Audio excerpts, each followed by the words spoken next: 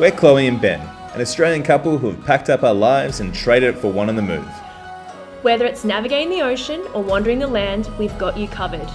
Subscribe for regular episodes as we explore the earth by sail, van and foot. Hello. Hello. Strangers, it's been a while. Yes, 8 months I think we've been out of action for. Had a bit going on. Yes, we want to explain everything about where we've been and what's been going on. We'll do that in the next episode, but for this one... We're going to take you on my journey. What's happened there? It's a fireplace. Yeah, righto. Going to take you on my journey through Portugal and Spain, doing the Camino Portuguese. So I'm going to leave this episode up to Chloe. Yes.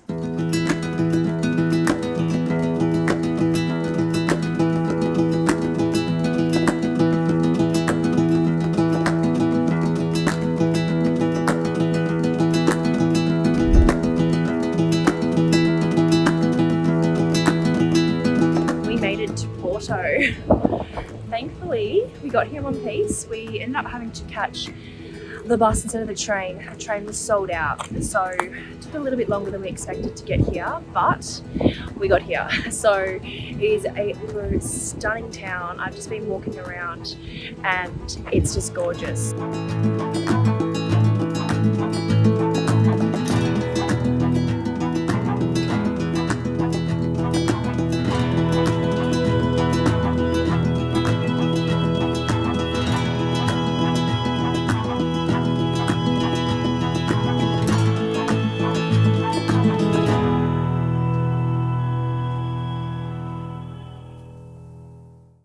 How are you feeling, Mum? Much better, thank you, Chloe. That's good. You obviously weren't feeling too great yesterday, but I guess you had to get up today because we're moving. No, I definitely feel it's better, so I think I'm beating it so far. So we've just come to a stunning lookout, and in the distance we have the cathedral just up there. We have to go to the cathedral to get our credentials to start the Camino. So yeah, we'll go and venture that way.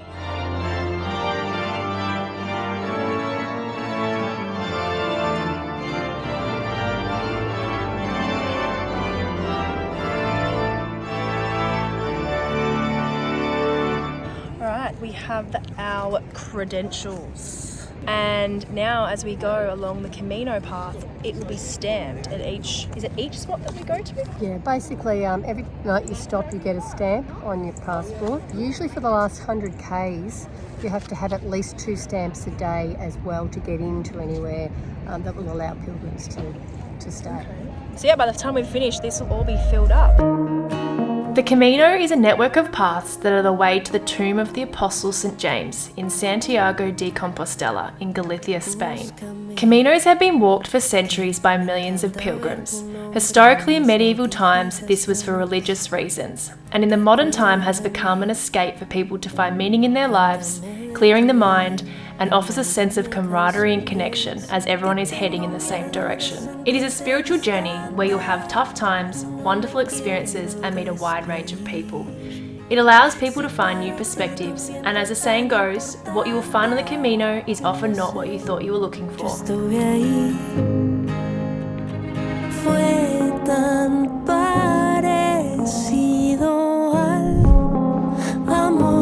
No sé si te estoy esperando y me prometí que no lo iba a hacer, pero es que te pareces tanto a lo que siempre imaginé. Búscame, que extraño ver tu nombre en mis notificaciones. We are about 23 kilometres into today's walk. It's definitely been a very warm day. We've literally just come slightly away from the coast to a road that we need to walk up to then join back to the coastal boardwalk, but it has been so windy along the beach today. It's probably felt cooler than it actually is because of the wind, but yeah, feet are definitely feeling it. We're about probably 1.5 kilometres off where we're staying tonight, and yeah, it'll be good to get there and take this pack off and rest the feet.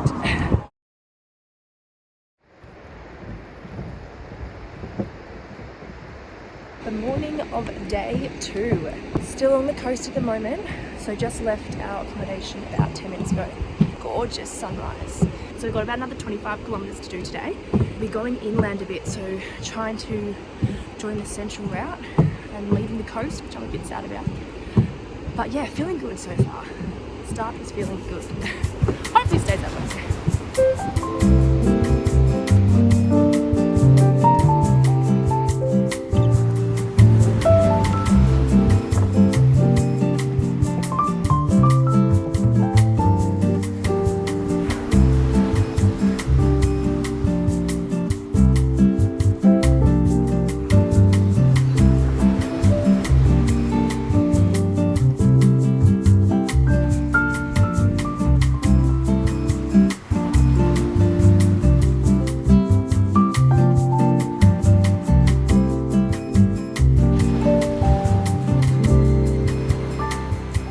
A few little towns as we wind our way towards the central route, and one, it's very warm, very hot. I think we don't have that ocean breeze, so you're sort of feeling it a lot more. But as we're walking along in this street, again, not much else really going on, there is a heap of eucalyptus trees right next to us, as you can see here. Yeah, it's strange.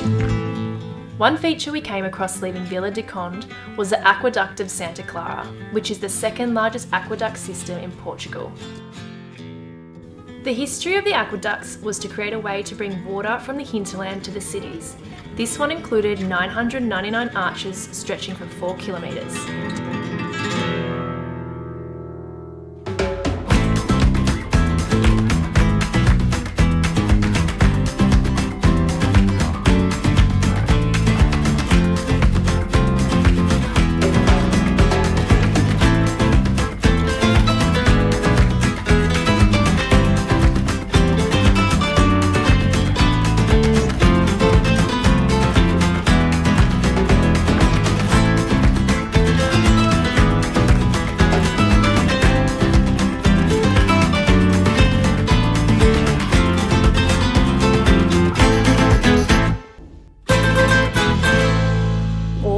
Want to give a little shout out to my beautiful niece Zara. She gave me this loom band bracelet, but I brought it with me, and I strongly believe that it's going to be good luck keeping us safe in our travels.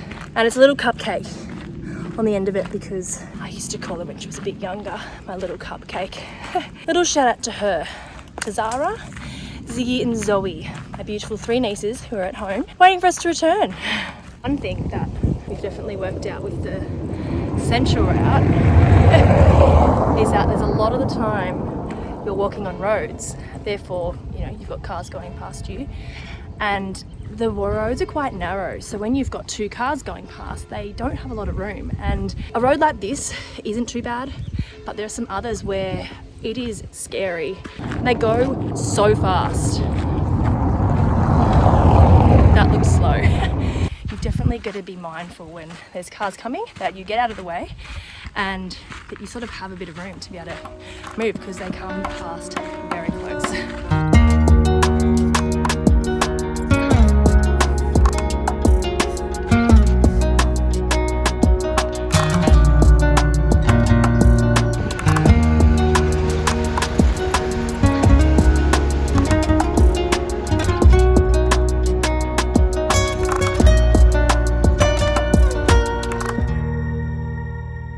Take away from that, Mum? Oh, he's 90. That's about it. No, but didn't you say say about what you said? He's German. He doesn't speak much Portuguese. I think he's German and he doesn't speak a lot of Portuguese. So he was giving us instructions on a place to stay tonight. He was making me repeat the words. I don't know how well I was doing, but the one word I did get out of it was noita or something like that, which is, I'm guessing it means he's 90. So he was amazing for 90. We had a guy yesterday on a massive motorcycle stop and give us instructions, and he spoke French, and Mum was incredibly impressed with herself because she understood pretty much everything that he said. I could not believe it. But very kind. I think people see us walking with packs on, it's quite obvious. They're just giving us a hand, giving us some tips. That was fantastic. But I had no idea what he was saying. But he was gorgeous. Yes, well, he was. The next 3 days from Barcelos to Valenca took us 70 kilometres, including a 34 kilometre day. This part of the trail took us through small villages, past vineyards and over a mountain.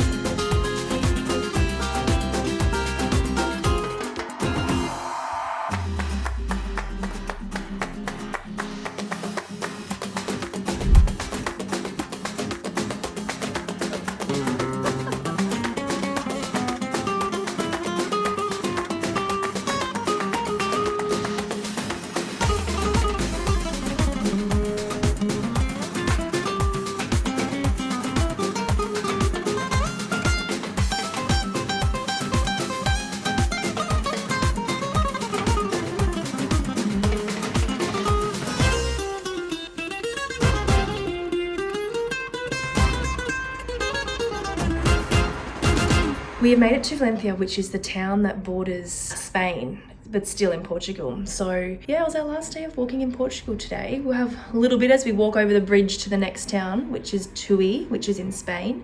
But then it'll be, the rest of our trip will be in Spain. So it was a very short day. I think we ended up doing 17, nearly 18 kilometers today. So a few of the next days will be a bit shorter than what we've been doing, which will be good because we do have a few bigger days sort of towards the end. So good to be here. We are on day 7 and we are about to cross the border from Portugal to Spain. So we actually need to go to get there through a old fortress. Once we get through that, then we'll basically cross the river and we'll be in Spain. So bidding farewell to Portugal. I think Portugal has well and truly impressed me. Exciting. New country, a new time zone.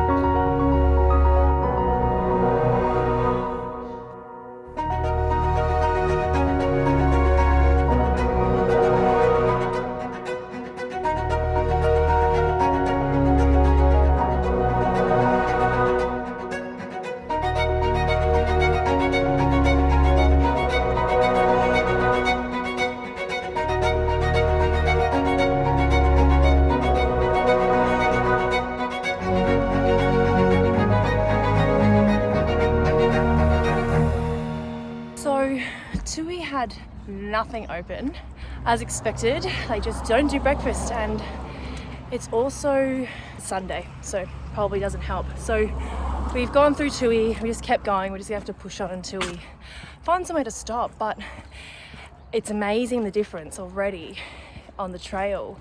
There are so many people. You know, I think we've just been spoiled in Portugal. We were mostly walking on our own, like we'd pass people here and there, but it wasn't crowded, and it has been crowded. Like I have passed groups of people. Mum said that you do get a lot of day trippers that do the walk. Tui is considered the starting point for some pilgrims, and apparently it's 100 kilometres to Santiago from Tui. Therefore, if you start from Tui, you're still able to get the credentials.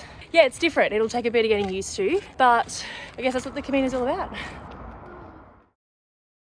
We are just leaving Perino. So we ended up doing about 21.5 kilometres yesterday, which was further than we were anticipating. We did take a few different ways which were a little bit longer, so I think we might have still miscalculated yesterday, but anyway. We are walking to a place called Arcade today, which is about 22 kilometres, but there is a few hills that we'll be encountering. Day 8. Let's see how we go.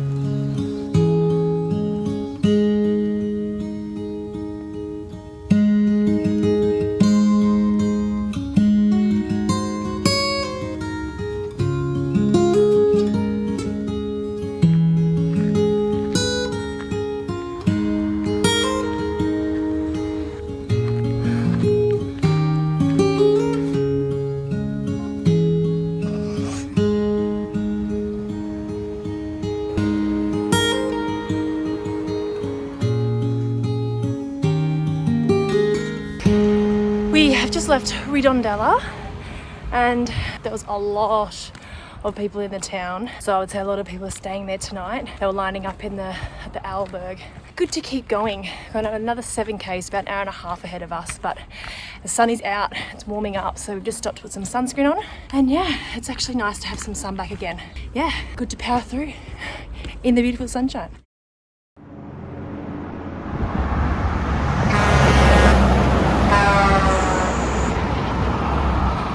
Actually insane the amount of parts of this trail that are next to the main road. So dangerous. Like, this is a highway and we're having to walk right beside it. You know, it doesn't take much for a car to completely take you out. It's one huge negative I find of doing this is the amount of times we've had to walk on the highway. It's just dangerous. So anyway, we're on the path now. Survived another highway. Got my bag on my back and we are just about to leave. Day 9. Is that right? Or day 8? God, days are all just blending into one now. Give me a second. Right, it is day 9. We have a relatively short day today. We're leaving Arcade and going to Pontevedra. So that is the start of the spiritual route, which we're going to do. It's only about 12 kilometres today, so short, easy day. So let's do it. Over the next 2 days, we would begin the spiritual variant, which is an alternative route on the Camino Portuguese. This detour takes you to the coastal town of Cambaro and then inland to climb the hill at Armenteira before heading to the coast again at Vilanova De Arousa.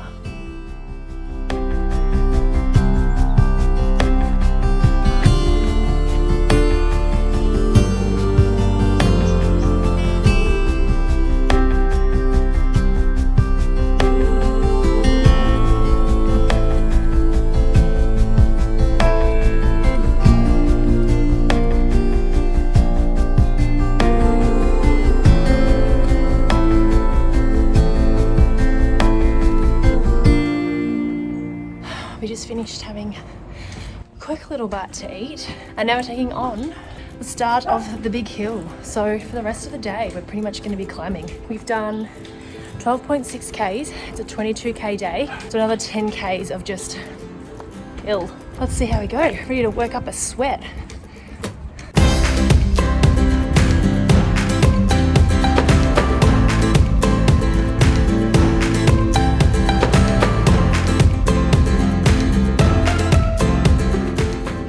My singlet.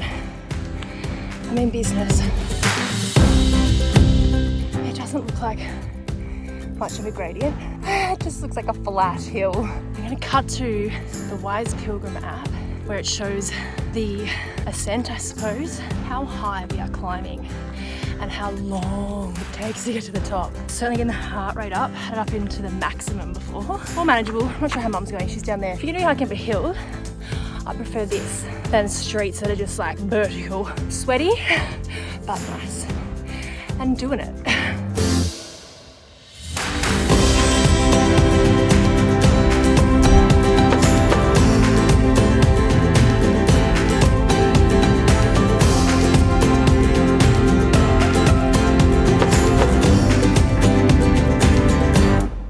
We have conquered the hill. We are literally just about to come out of the bush area into Armenteira. So down there, Armenteira.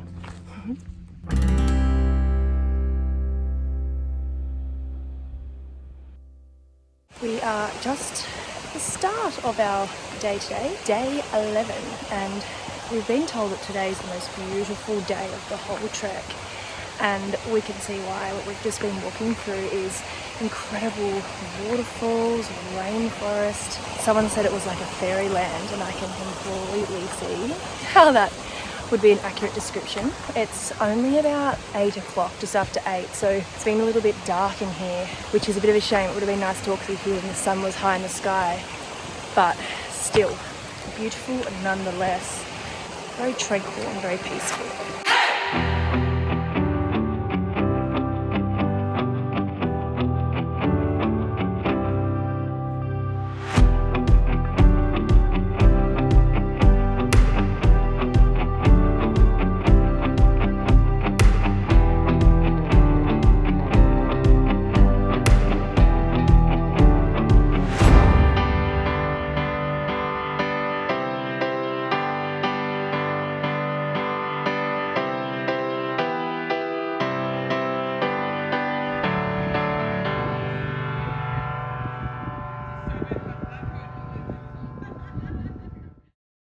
Just waiting to board the ferry that we take from Vilanova De Arousa to a place called Ponticelli, something like that. I'm not saying that right.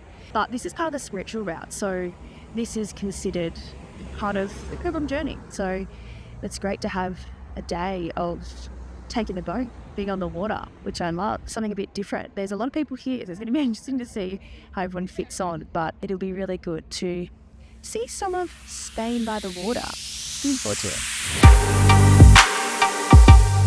The reason the ferry journey is significant is, according to the legend, the beheaded body of St. James was transferred by sea in a stone boat. The ferry follows the last part of this journey. From Ponticelli, his remains were taken by foot to Santiago De Compostela, his final resting place.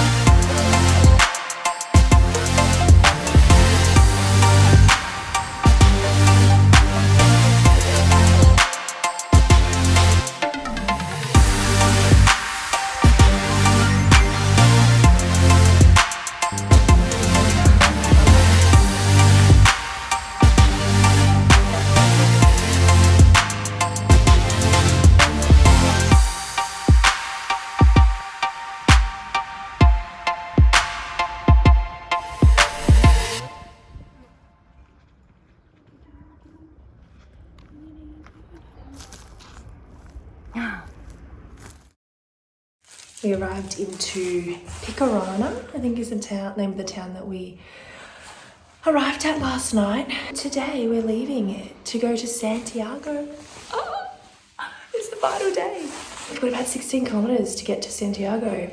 Obviously this part of the trail is really busy most of the time, so we're trying to get ahead early. It's about 6:30. Yeah, we should get there in the morning sometime. It's weird, it's the final day and it's gonna be strange to not have to wake up early and go tomorrow, but bring it on. I'm ready for the day ahead. I'm on my way back home, and I know on the other side of the great unknown.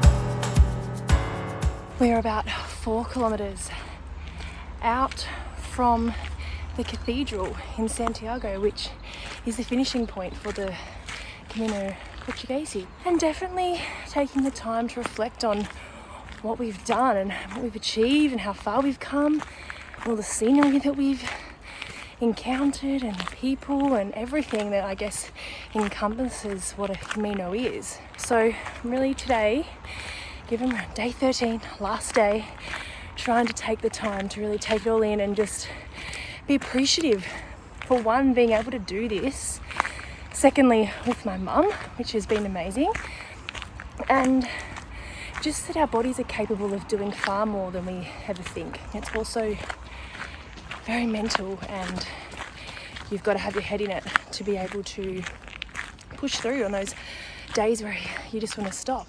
It's been an incredible journey, and one that I will remember for a very long time to come, and one that I think won't fully hit me until I'm back in Australia and wishing I was walking through the countryside of Portugal or Spain. Nearing the finish line, it'll be nice to get there. Yeah, it's a good day.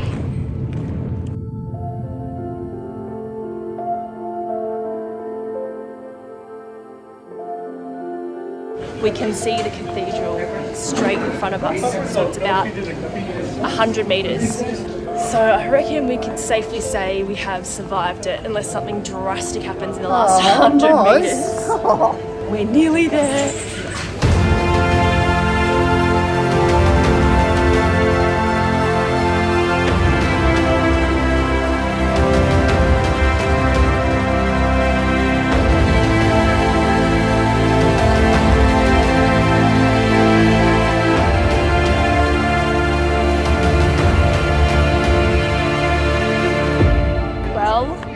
Mother, we made it. We did! It's huge. It is so massive. Tall. Well, we did it, Mum. We did. Oh, Chloe. As Santiago de Compostela is the finish point for the Caminos, it was great to witness the camaraderie and emotion of the pilgrims crossing the finish line for a tremendous achievement.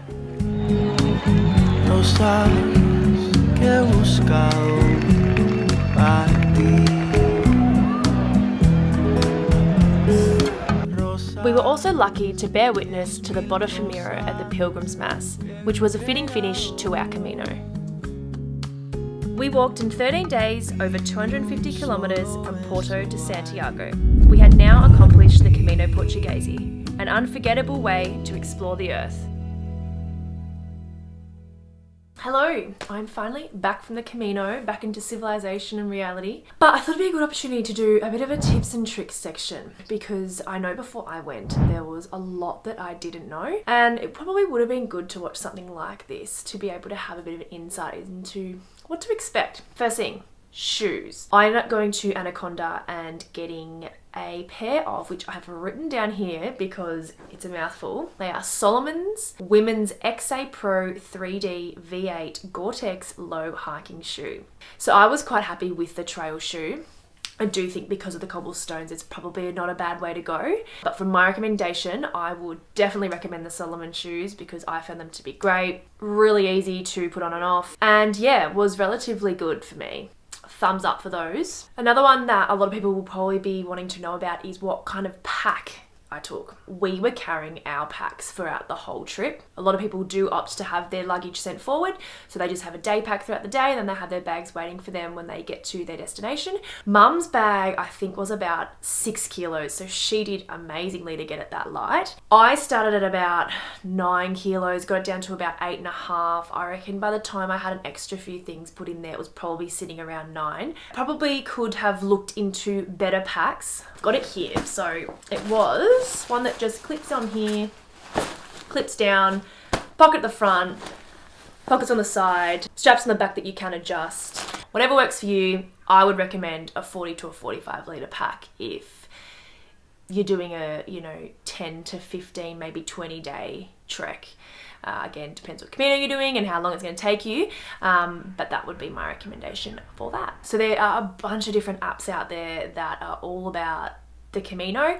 I downloaded a few before we left. I had the Buen Camino app and also the Wise Pilgrims app. I found that before I left, before I really knew what I was looking for, the Buen Camino app looked better, easy to use. But from this few days before we left Porto, and I was actually looking into it more, the Wise Pilgrims app was a lot easier to navigate, to use. I found there was more information, and especially for the GPS maps, I used the Wise Pilgrims app every single day. I don't know how people could rely on the arrows. Yes, they're everywhere and they're great to make sure that you're going the right way and a bit of a, yep, okay, I'm on the right track. But there was definitely times where the arrows were going different ways to what the Wise Pilgrims GPS map was saying. I'm assuming that whoever's done the Wise Pilgrims app has walked the path. They might have gone down different paths and not followed the arrows, so therefore it is conflicting information. Sometimes we'd follow the arrows and it'd be okay. Sometimes we'd follow the GPS and it'd be okay. You'll be able to manage it if you've got the app as well as the arrows. And then that brings us to the accommodation. So with the accommodation, we decided to go with the private room option. It just fitted better for us. I am someone that very much values my sleep. So to be able to have our own private room and to get a good night's sleep was something that was important for us. We would be occasionally sharing bathrooms and having either a casa or a villa that had other people sharing it as well, which we found to be fine. We found that to be really good. To begin with, we were doing a day ahead. We would book and then we'd find somewhere, know that we had something secure for the next day. And for us, it was good to know that we weren't going to have to find something once we'd had a full day of walking. We were tired and then have to search for accommodation. We realised that the first day of walking in Spain was a lot busier and it was going to be busier from then on. So we booked pretty much from Valencia. I think it was the day before Valencia. We booked everything for the rest of our trip. Each their own. Some people are happy to just go and see what happens. But for us, the private room option was great and the places we stayed at were great, and booking a day ahead, even a few days ahead, definitely from the start was great. But otherwise, yeah, see what you can do and lock it in. Can't hurt. And then to the route that we took. So we started in Porto and we left Porto making our way along the coastal route. So we went as far as Vila de Conde and then we ended up there is a marked path on the Wise Pilgrims app that takes you through to Rats, which is then part of the central route.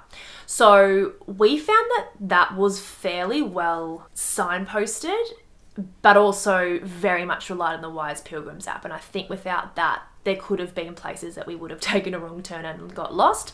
We then took the central route from Rats all the way through to Pontevedra, where we then did the spiritual route. If you've got the time to do an extra few days, definitely do the spiritual route. It was great for us because we did the ferry to be able to have a different day where you're on the water, which for me, obviously I love. It's definitely manageable to be able to do a bit of each route. And last but not least, the main thing that we all think about before we're about to go on a trip is what to pack. And that was something that I'd thought about earlier on and sort of created a list, which I will share here because I do think it is important to have something that you can reference, you can look at and say, okay, yep, I know that these are things I need to pack if you make the list beforehand, or something that you can then look at when you are packing. It's obviously the basic stuff: clothes, underwear, socks, toiletries, bit of first aid items, you know, head torch, obviously raincoat, a towel. Again, we were like with private accommodation, we didn't need the towel. Not a whole heap. I know that people can get very mindful of not wanting to take much, and I probably wouldn't have cut anything out, but definitely worth having a list. And really, just to summarize, I had no idea what to expect going into the Camino, something that I knew I would enjoy. I guess there's people out there that are probably worried about how they would go doing something like this, but I honestly think that it is something that any age could attempt and would be pleasantly surprised how much they could do. If you ever get the opportunity to do something like this, I would highly recommend. It is an absolutely great way to see a country, which I'd not been to Portugal or Spain before, and yeah, something that's going to stay with me for a long time. So anyone out there thinking of going and doing one, no matter where it is in the world, there are many different Caminos, I would highly recommend.